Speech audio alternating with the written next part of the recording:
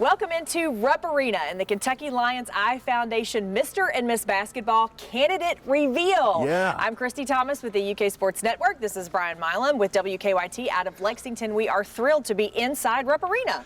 This is where the magic happens, right? And you know, a year ago today, the magic stopped. Yes. And it has been a crazy year as we have all tried to adjust and adapt to life with and without COVID. And, you know, it is kind of surreal, and the irony is thick that it was a year ago. Yes. When South Laurel beat Sacred Heart in the first round of the girls' state tournament and then stopped. The lights went out. And nobody knew what to do. Yeah.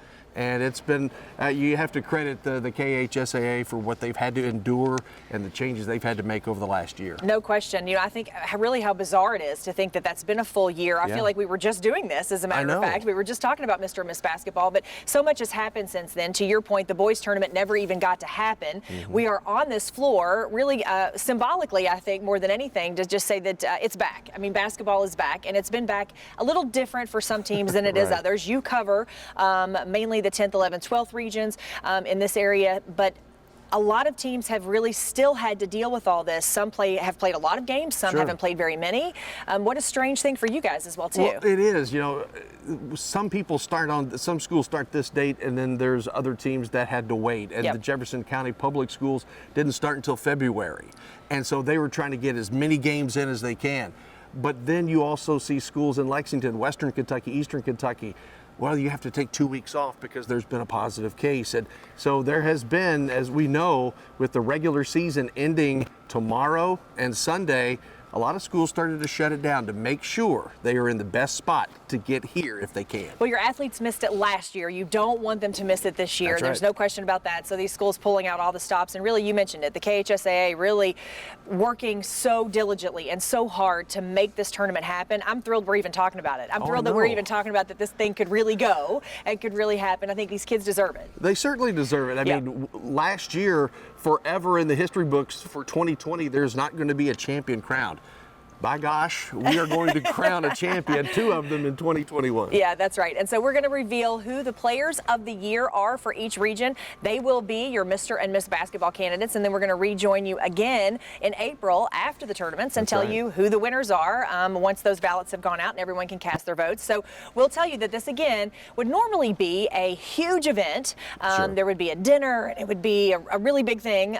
Weren't able to do that last year, really not able to do this year. We're going to hold out hope that we can next year, but it wasn't so bad as a virtual event last year. It was unique, and when you think about when you have a dinner and a banquet, that's great for the people in that room, but tens of thousands of people got to see the excitement of what Kentucky high school basketball can be if they've never been a part of it. Right. And I think we broke ground, you know, in 2020 with something brand new, and I have a feeling we're going to be doing this for a long time to come. Yeah, it's great. So Sunday, April 18th, go ahead and mark your calendars. That's going to happen at 5 o'clock Eastern time. You can join us as we do the live announcement of Mr. and Miss Basketball. And of course, that's going to be a ticketed event this year. So that is a little bit new for the Kentucky Lions Eye Foundation, but they do use this as a fundraiser because they do a lot of really great work around the state. Oh, no doubt. I mean, we all need to support the companies and the businesses and the associations and the foundations that make this country stay together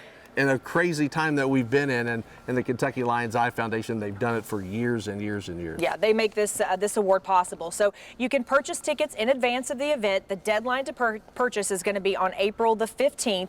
$25 for a ticket or $50 for a VIP ticket. You can take a look at the website to see what all that entails and what that'll get you, but good stuff. Brian and I, if I do say so myself, put on a decent show for you, so pay your money and watch us. It'll be good. Just pay me the money and watch. That's fine. Yeah, it'll be good. So, but there also will be an online auction that will be happening at the exact same time. And again, another way to try to raise money for the Kentucky Lions Eye Foundation. So be on the lookout for that April 12th through the 18th as well. And all this information is at mrandmisskybasketball.com. You can find out everything you need to know. It's all about being online. And we learned that a little bit. We learned that more last year. Yeah.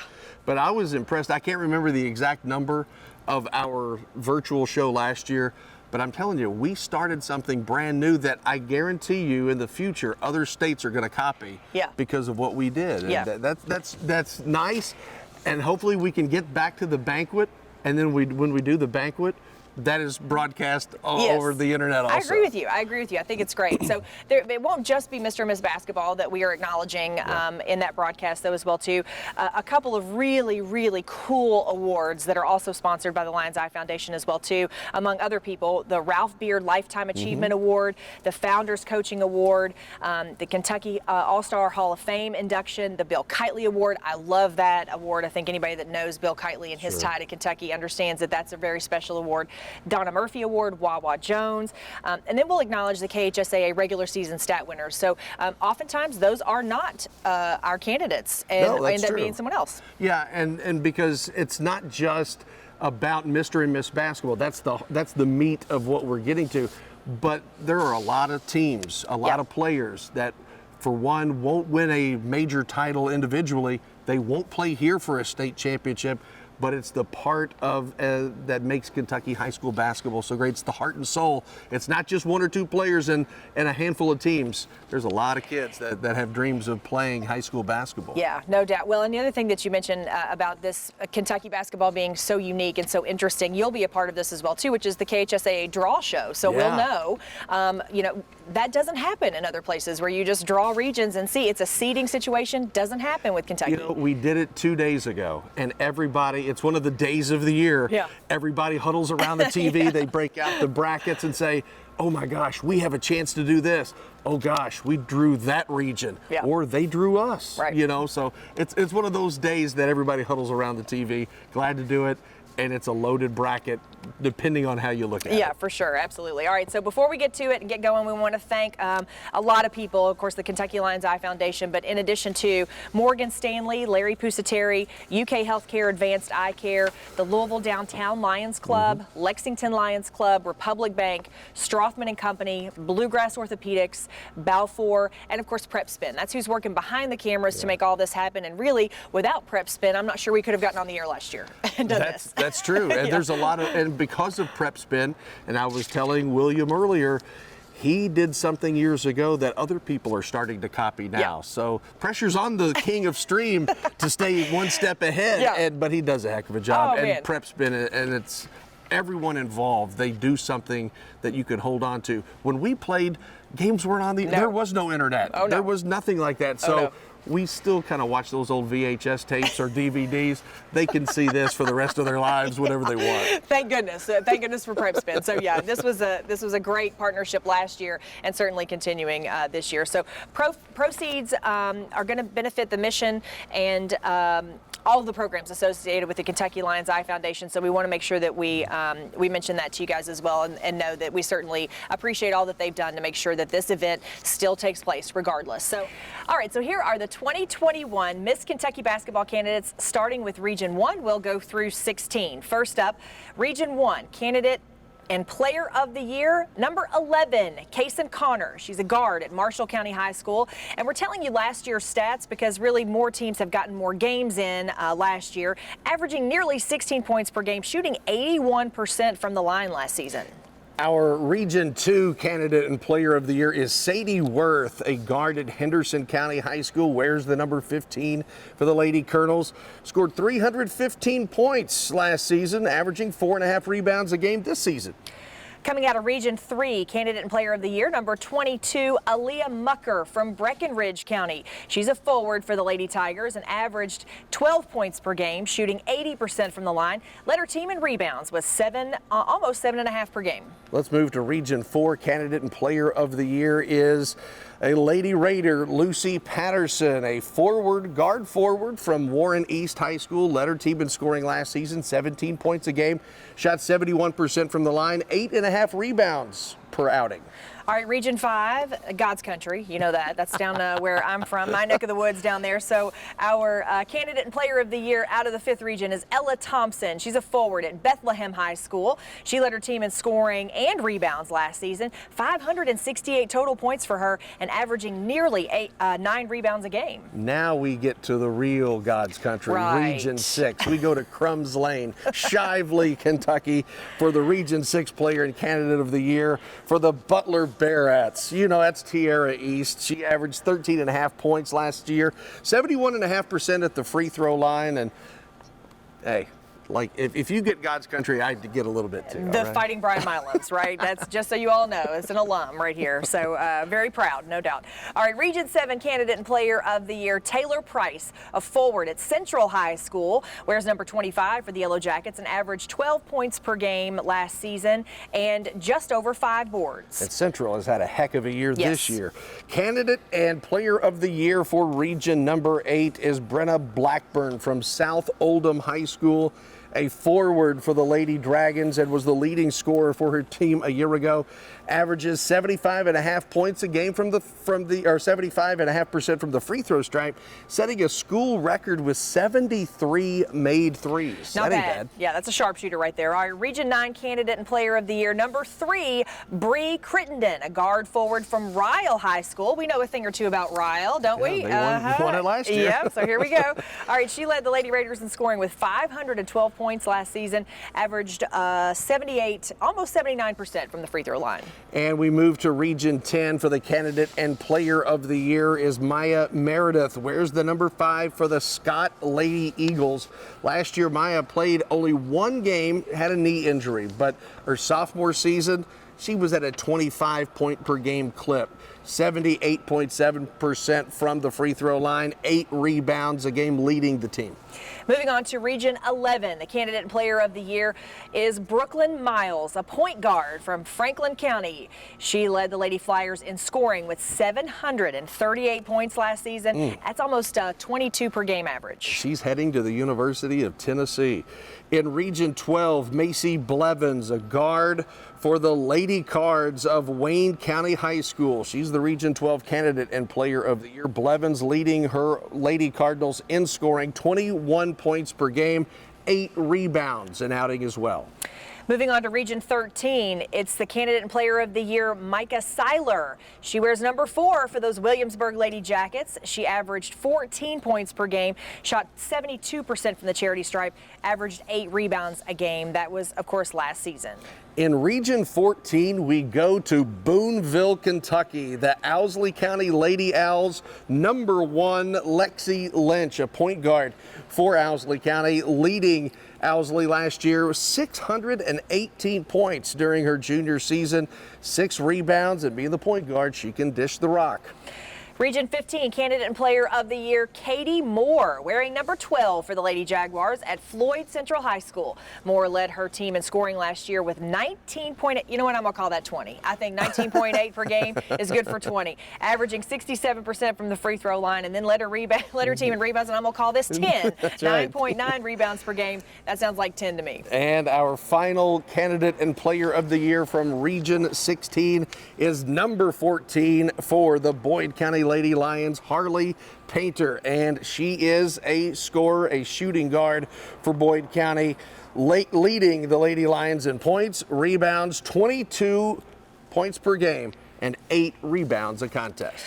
All right, so as we take a look at all 16 of these players of the year, first of all, congratulations on being named player of the year for your region, being a candidate for Miss Basketball. Obviously, a very well-deserved honor. You've all worked very hard, so congratulations. But as you look at these 16 names, what strikes you about this group? You cover a lot of these kids and have watched them play for a while. Well, there's diversity. Yeah. You know, that's one thing we saw last year.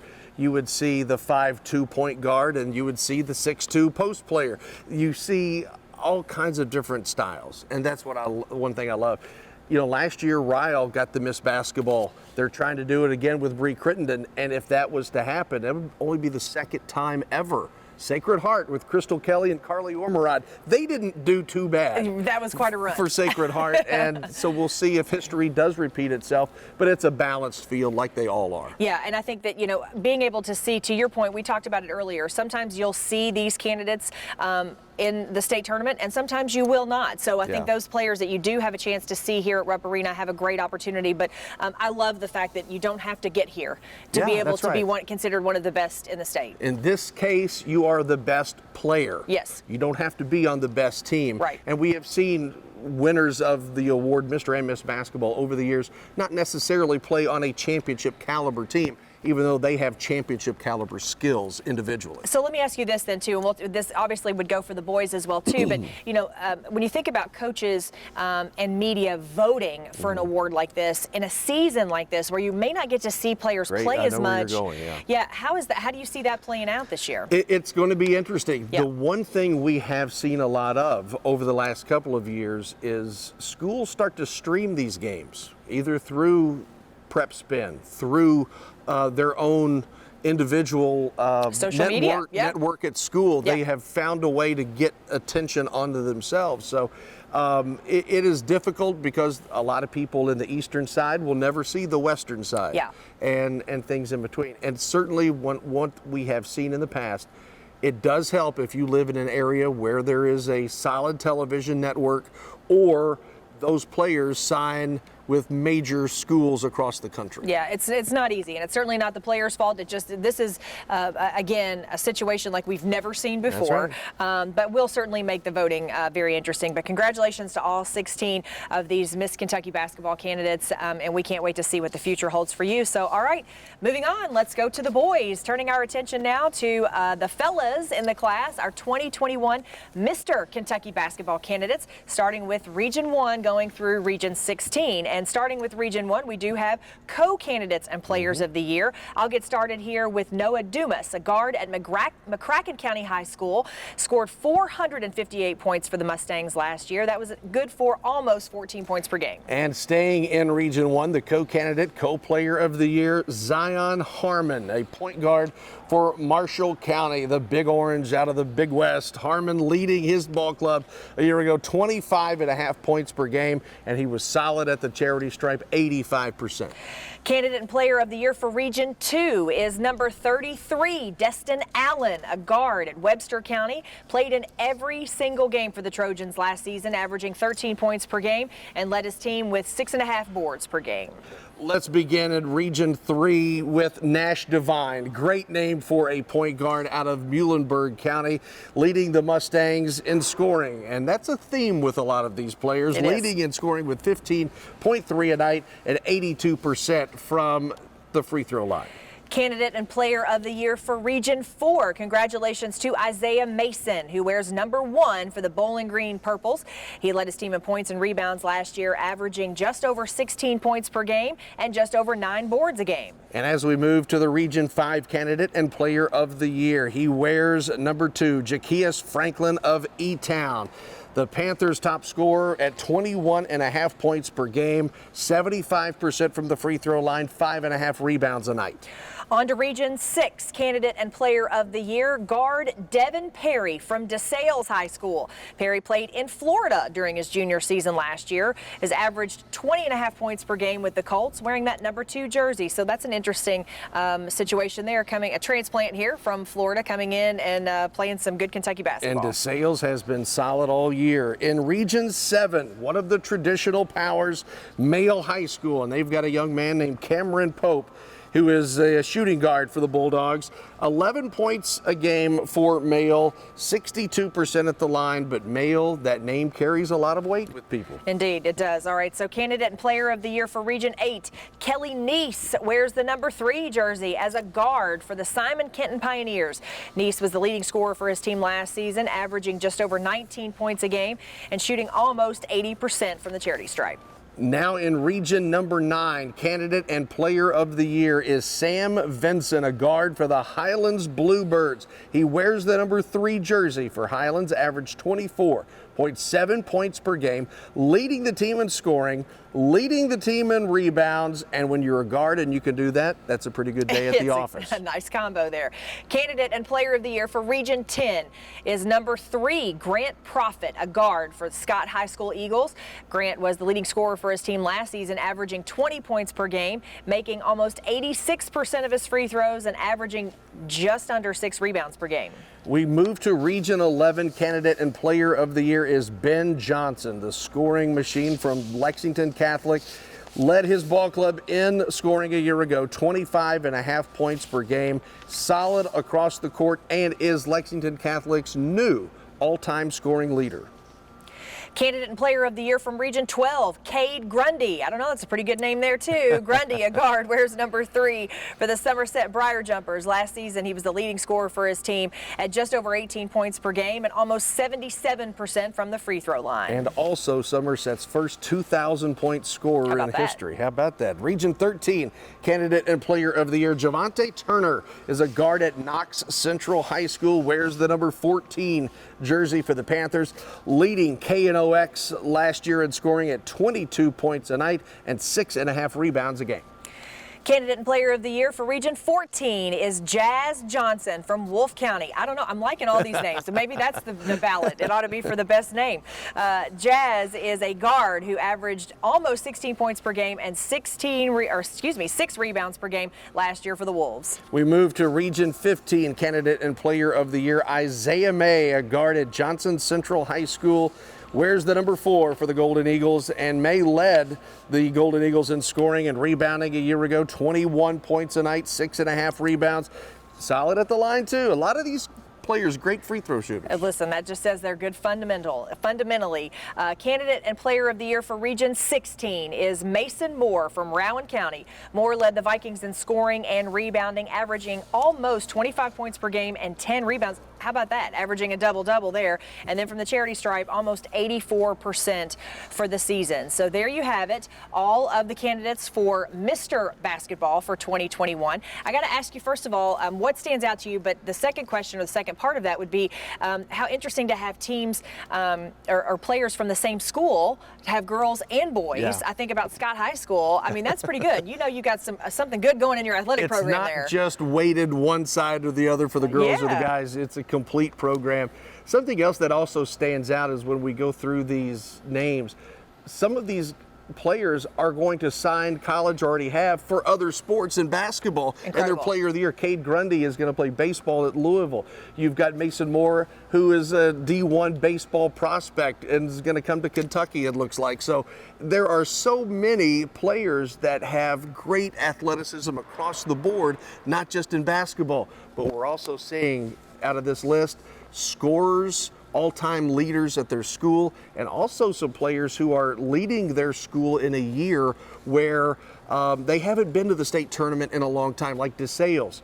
Perry is leading the Colts. They haven't been since 1979. Wow. And they are in the hunt. Muhlenberg County, they're looking to get back into the big dance. And so it's really cool to see areas that may have been overlooked by the powerhouses of the past. Yeah. That, hey, now there's somebody else leading their team in. Well, and what I think is so interesting for all of these athletes, whether it's a girl candidate or a boy candidate, is just the idea that they have had to endure so much in a time when your season gets shut down, when the gym is shut down to you, and you have to go find a place to work out. You have to go find a place to stay sharp and stay on top of your skills. You had to get creative. A lot of these athletes had, and we've even seen college athletes have to do this and get really creative so that they could stay where they could play at a very high level, and they've done that. So I think that speaks volumes to their character and their commitment. So I think what we have here is a really, really good group of candidates. I think so. And yes, we do talk about scoring because that is what's always in front of everybody. But you've also got some good defensive players on this list also. It's not just about the points, but that is certainly what sells tickets, is putting the ball in the hole. Well, it's kind of like a quarterback for the football team, right? I mean, everybody knows who the quarterback is, and they're, they're the ones everybody's paying attention to. So let's tell you a little bit about how this voting will happen. So this obviously in conjunction with the Kentucky Lions Eye Foundation. The way this works is they send out ballots, and they send out nomination ballots to coaches and to media. Once those come in, the KABC also does that. So it's a partnership between those two organizations. They have their own process. They come together. And then they go over that. Who are your candidates? Who are your candidates? And oftentimes, most of the time, 99% of the time, those match up. And the candidate that is then declared the candidate. If not, we will have a co-player of the year, which is what you saw here for the boys in Region 1. And what we've seen over the years, especially with the advent of the internet, social media, everybody thinks there's a conspiracy. There are people who pay attention to the game and talk to coaches and talk to people in the media and talk to players and talk to other coaches. Sure. So it is truly a vetted process where it is a balance. It's a checks and balances in a lot of ways, and the winner is always deserved. Well, I can't speak for the media anymore. I could once upon a time, but I can't now, so I won't speak for you. But I will tell you that the media take this vote very seriously. I know the coaches do as well, but when the media nominate and vote for this, they take it very seriously. They do, and we have seen some coaches start to politic a year before because they know they have players coming up saying, hey, my guy over here, my girl over here, you know. So it is a big deal because we go down in history as Mr. and Miss Basketball 2021. And the first, we go back to the 1950s, the mid 50s is when this thing began. Yeah. So kids, in 50 years, 70 years, when you look back, you could say, way back when I was Mr. and Miss Basketball. Yeah, well, I can speak for that as someone who played basketball in Kentucky. You heard me say that earlier. I played the 5th region at Taylor County, and it meant a lot. I mean, that was one of those things that, the Kentucky All-Star Game was a big deal. All these things, if you play basketball in this state, you know what this means to you. And let me tell you something. You also know what it means to be standing on this court right here. And you all saw that last year when kids actually are standing in the back here ready to come out onto the court to warm up, and then they didn't get to actually play. What a devastating thing for them. So for us to be standing here giving you these candidates and talking about the tournament coming up, we're thrilled. A year ago today, we were all devastated because we did not know what was coming. A year later, we know what's coming, and that is the Sweet 16. Yes. And in some form or fashion. Now, it's not going to have 20,000 people in here. We hope we do next year.